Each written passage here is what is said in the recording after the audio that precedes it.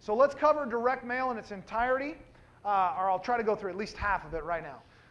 Page 24 is what page we're on. All right. Direct mail is one of the most effective campaigns that you can do when you're marketing.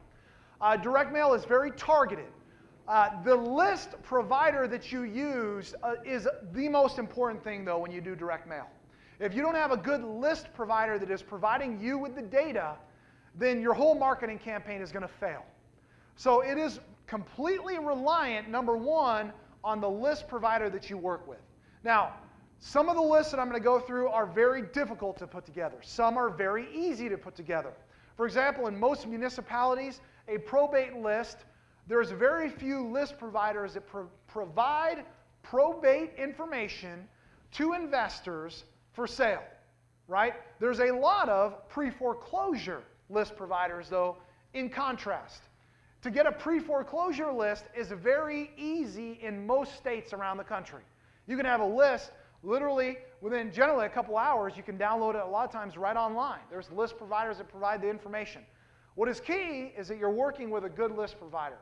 And the reason certain information is hard to put together is because of how it's tracked, either down at the local courthouse, the municipality. If you're getting it from the credit agencies, sometimes you buy data and it'll come from the credit agencies.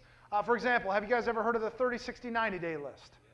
Right? It's a list that there's a lot of BS about, and there's a lot of stipulations and regulations.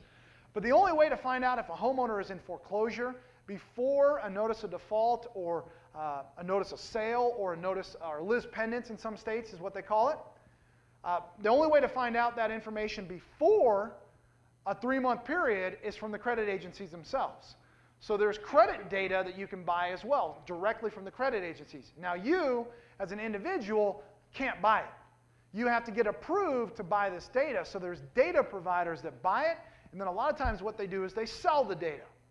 Now there's different types of lists, and I'm going to go through the best ones right here. I call it the Big 7 right here. I'm going to give you a couple really good lists to market to. Let's start with an easy one that is very good and very simple to market to. I want you to write some of these things down. There's a list called the Grand List. So if you were to go down to your local courthouse or your local tax assessor's office, what they do is they keep a record of every single property in the area. The tax assessor's office keeps a record of where the homeowner who owns that property lives. So if they live out of state or if they live out of county, yet the tax bill is generally being mailed where? Generally, most often it's being mailed to the residence of the person who owns the property. Well, they keep what they call a grand list. Now, in some municipalities, they call it something different. But I want you to, this is a great activity for when you leave. It's called the Grand, G-R-A-N-D. Now, they may call it something different. You might call up the tax assessor's office and say, hey, I'm looking to get the grand list. And they're going to say, I have no idea what you're talking about. Right? Then you just explain what the list is. And they'll go, oh, we call it this. Or, oh, we do this. It's a list of every property in the area. It's generally saved in Excel. And it's broken down by the property owner's address, the property type a lot of times, whether it's a single family, multifamily, land, commercial. And it's broken down by where the tax assessor bill is being mailed. Because what they do is obviously they send out the tax assessment bills. You guys, if you own property, you get them every 6 months, typically, right? Well, they have a list. Well, you can get access to this list. Sometimes, some municipalities, you can get it for free. Some, you can pay a couple $100s to get it.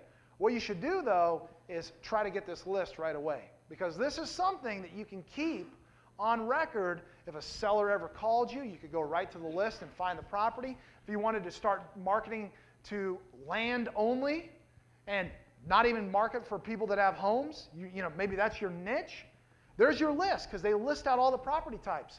If you wanted to market to people that just own 15-unit apartment buildings, you go right to the grand list. You could sort it in Excel. This is why I tell people, you got to learn the basics of how to use Excel, because here's why. I told you to go to lynda.com to learn Excel. Some people are like, why do I need to learn Excel?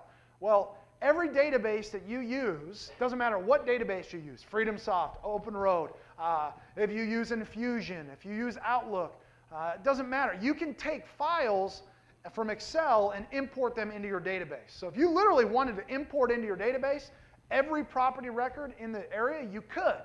And you could have a record for every single property and where the tax bill is being sent. But here's how you can get strategic with your marketing campaigns.